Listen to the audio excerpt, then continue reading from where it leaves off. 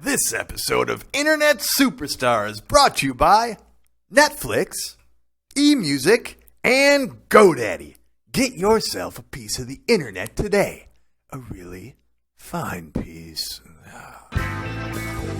Make it bigger, make it easier, make it hotter. Build your website with GoDaddy.com. Use the promo code STAR1 when ordering. They stripped him of everything except his desire. His mission to become an internet superstar. Sadly, he's doing it with absolutely no resources. Nice dress, buddy. It's a dream coat, Gator. Whatever, man. Let's just do this show. Hey there, and welcome to Internet Superstar, the saddest thing to hit the web since this woman. I'm Internet's Martin Sargent, and I'm joined as always by my good friend the Gator. How you doing, Gator? I'm good, man. Look like the mother of my first child there. Yeah? Yeah. She's hot, man. I don't know if I can do this show today. I'm in so much pain. Every time I laugh, I don't think I'm going to be doing much laughing because it's not a very funny show, but I think I got pleurisy. Pleurisy like a Civil War disease you get on buffalo hides or something. I think I got it, man. I think so. I was so much pain. Every time I cough, every time I laugh, anything like that. What is it? I don't know. I shouldn't talk, though, because I haven't updated my blog, Sarge World, in over a year. Then again, I'm not confined to a nursing home, so I've got better things to do than Olive, like twittering, for example. Twitter.com/Martin Sargent. Follow me. Speaking of great bloggers, we got a remarkable one on the program today. We've got one of the most successful in the business joining us here in the Shed Playhouse today. Christian Lander of the wildly popular Stuff White People Like will be with us. You know this blog? Like it's about things that white people like, Like right? white people, not Right. white people like you. Well, there's no Latin NASCAR on this list. Is it like fire and mayonnaise, stuff like that? No, mayonnaise ain't on there either. Like arson? No, it's like NPR. Oh, okay. It's like that kind of white person, like me. White people like me, not white people like you. My white people are just as white as your white people. We've got another exclusive interview with us on the show today. The star of one of the most viewed videos in internet history, the Star Wars kid, will be here. It'll be nice to catch up with him, see how young adulthood has been treating him. That kid's always a joy. But first, let's take a check of the high-tech tech news ticker. Oh boy, this is a good way to start the day. Wow. You hear about this tragedy at this rave over there in Russia?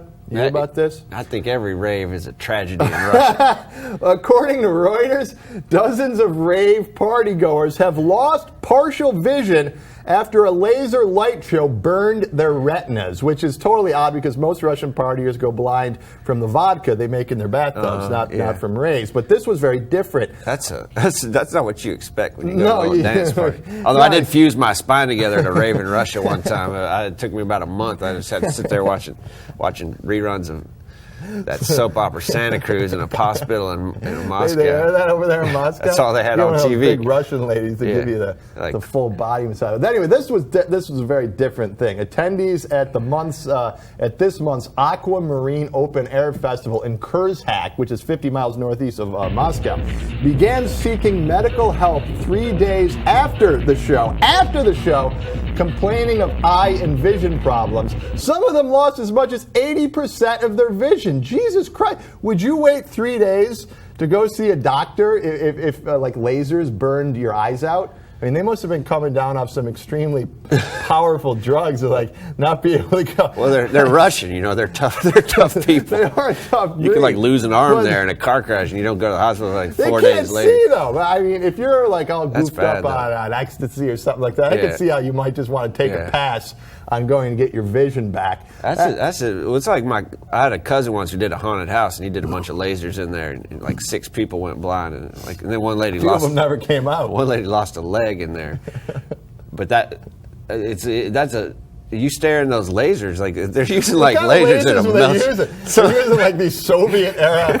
it's like stuff you use to like do operations Seriously, with. like those are the lasers they're using to try to take down the Mujahideen in Afghanistan. Now they're using them. Well, the owner of a Moscow laser rental company told Reuters the accidental blindings were due to, quote, illiteracy on the part of the technicians. So, literacy kills people. Yeah, shouldn't it be Or a makes you requirement blind. that people who operate high-powered lasers around the youth should be able to read? Just like we mandate that our carnival operators can read. Yeah.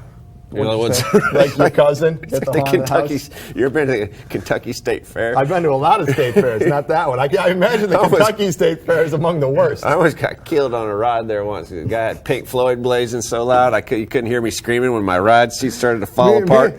Then they shut the ride, and the guy's like, "It's that guy's fault right there." The seat was all crumbled, and all the people were like, "Fuck you, man! They're gonna kick my ass." Me and my brother, like, you pay like $5, you could ride all day. It's like you don't want to ride those rides all day. We're not in the octopus. That one with the floor falls out. Motherfucker, he's just like smoking cigarettes, going and talking to Janie over there. He got like one cake. Me and my brother just puking. He won't stop the ride. He got like one hand. You got a cigarette in again, like a little one of those claw things. I mean, this, we're bringing people down. I mean, internet, it's all doom and gloom today with all these ancient bloggers dying, these Russian kids going blind at raves.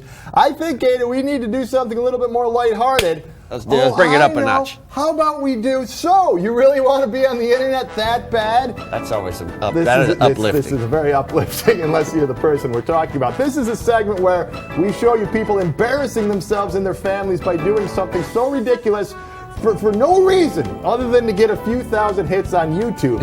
And today's intertard is another fat guy dancing. Brat, roll it! Roll it! Hey, we'll be right back. You'd whoop that dude. We'll be right back with Christian Lander from Stuff White People Like right after this word from our sponsor. Stick around, everyone.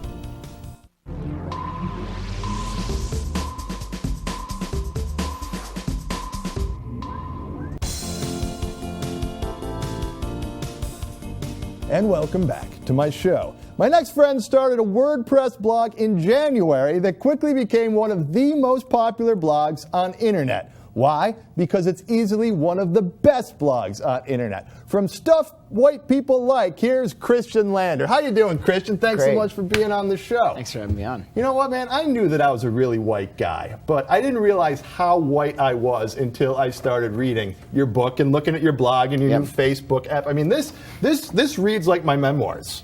I'm noticing your shoes. These are one of the things. New Balance shoes. You say that white people love New Balance shoes. Absolutely. What are you wearing? You're not wearing the New Balance shoes. No, they're at home.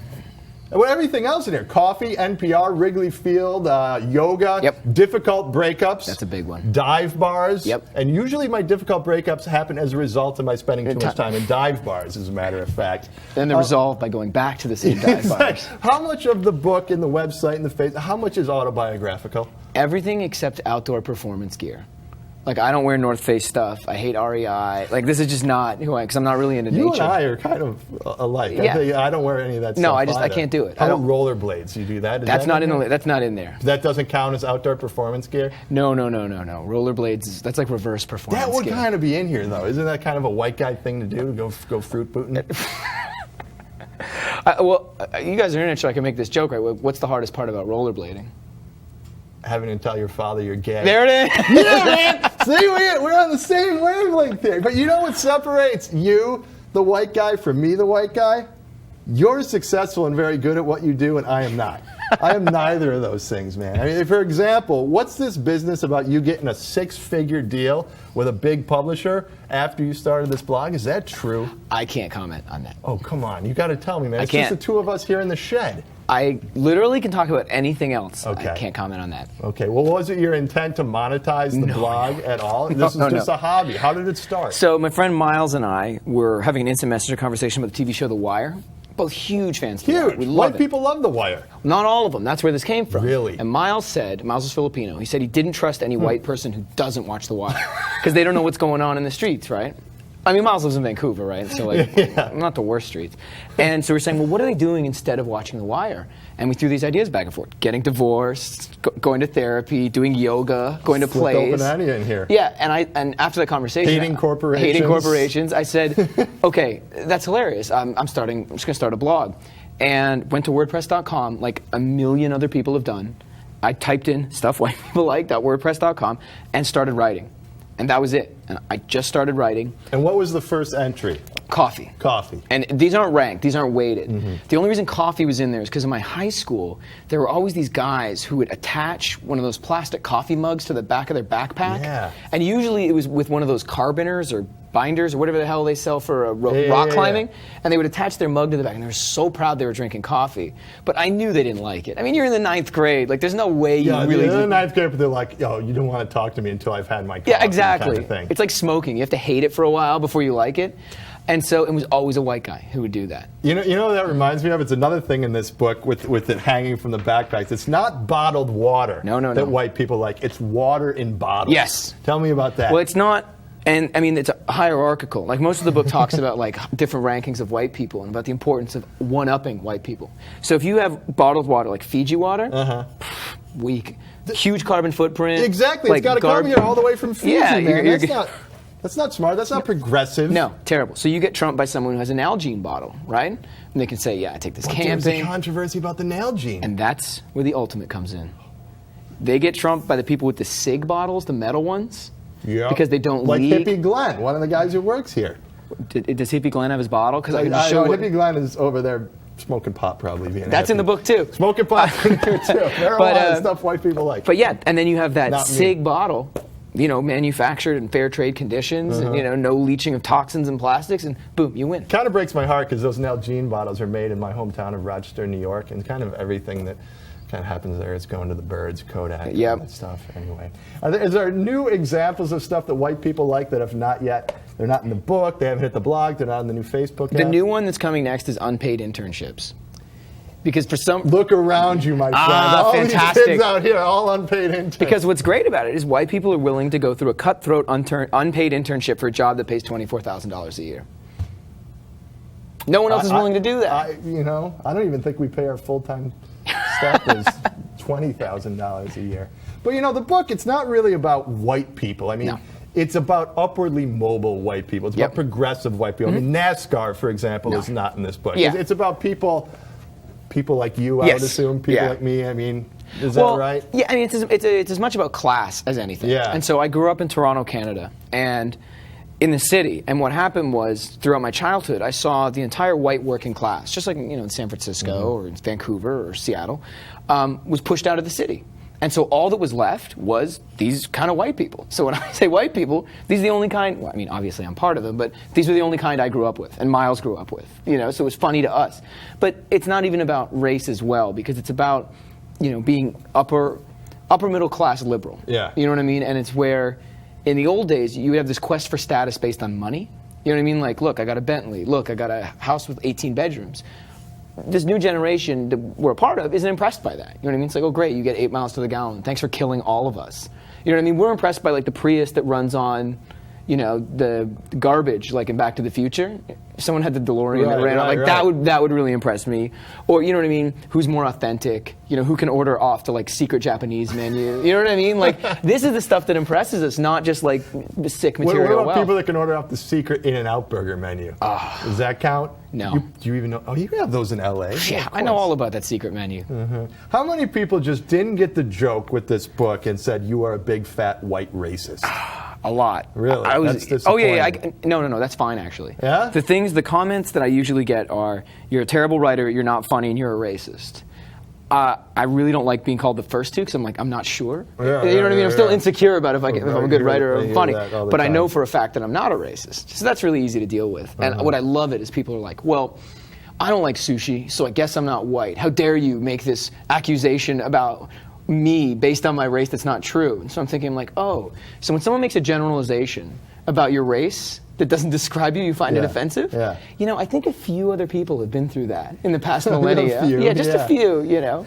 And so I love that reaction. Yeah. It always sort of, I mean, it justifies everything. Hey, tell me real quick about the new Facebook app. What can I get there that I'm not going to get from the blog? It's or the a book? new quiz that's a little more tongue-in-cheek. I mean, the book quiz is very, very straightforward, where it's just a list of the things in the book. Do you like, do you not like? And the Facebook app has multiple choice answers to help determine a more accurate level online. And at the end of it, you're given a small graphic to describe, you know, what you are as a white person. It's a Prius, an expensive sandwich, and a Whole Foods bag. Currently, I am a Whole Foods bag. I took the test myself. And the best part is, the guy who developed, this guy named Neil Durbin, he developed the app, will tell you the whitest networks in Facebook. Because what it does is it draws data from whoever's filling it out and what their score was. It finds out what network they were a part of, and it ranks them. And so right now, for some reason, the Mayo Clinic is the whitest network on Facebook. The Mayo Clinic. The Mayo Clinic. Wow, I would think it would be like, Then it's Vancouver, BC, you know, then Obama Germany. fans or something. No, this is, I mean, I don't know if is that like a real network? These are the networks you It's have gotta to be a part of. Speaking of Obama, I know he's in the book, Number but 8. can a black guy be a white person according to Oh, of course. this book? Yeah, absolutely. So it really doesn't have much to do with race. It's more about Well, what I mean, people are well, into. it's also, and this is one of the things I got from growing up in Toronto, from people who were, you know, second and third generation from immigrant families, you know, as Asian or Hispanic. If you like anything in this book, you will get accused of acting white. And that's something well, I I've mean, you said your co-author, co-conspirator on this is a Filipino. Yeah, and he's whiter than I am. Yeah. Right? But you get accused of that. And a lot of people who didn't really grow up in a multicultural environment like this don't really get that. You know, and I think that's one of the strengths of the book. Well, I don't think you're a racist. I do think you're a fantastic writer and very funny. And most of all, Christian Lander, you are an internet superstar. Thank you so much for being here on the show. Hey, read and comment on the blog, but better yet, read the book, because white people love books. You can find your copy wherever fine books are sold, and I highly, highly recommend it. Hilarious stuff. Thanks again, Christian. Thank you for having me. All right, coming up, we'll talk to Ghislaine Raza, better known as the Star Wars Kid, and we'll meet this week's Gators gal right after this word from our sponsor. Last year, for her 56th birthday, I got my Aunt Clara a Roomba. I thought the Roomba was a robot vacuum cleaner that you don't have to push, that does all the work on its own. But I guess I got a bad one, because my Aunt Clara swears that when she turned on her Roomba, it acted like a transformer, suddenly morphing into Mike Tyson. I hit you so hard I feel like a mule kick. She swears that Mike Tyson held her captive in her home for 3 weeks, and that when the mailman would come, he would change back into the Roomba. I should have gotten her Netflix instead. Then, instead of being held captive by an evil Mike Tyson, she would be safe at home, comfortably enjoying over 90,000 titles with no late fees. We had to sell that Roomba to some other people. I hope it doesn't turn back into Mike Tyson. Hey, Aunt Clara, I got a penny stuck in my teeth. I don't think it will, though, because, after all, my Aunt Clara is barking mad. But why chance it? Get Netflix instead. For great savings, sign up at the secret site, www.netflix.com/superstar.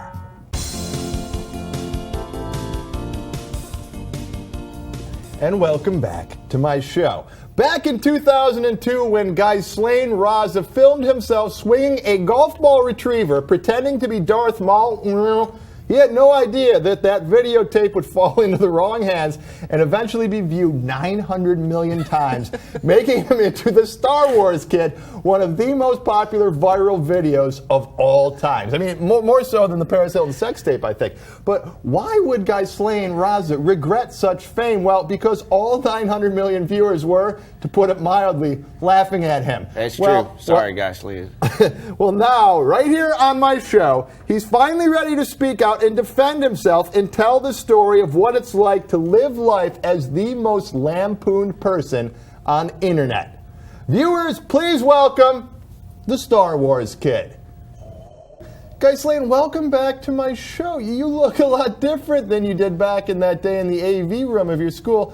What's changed in your life? An unusually astute observation for such a lowly Padawan. Let me see, what is the difference about me? Perhaps it is that, under the tutelage of my mentor Darth Nihilus, I now possess powers greater and more vast than that of any other being on Earth.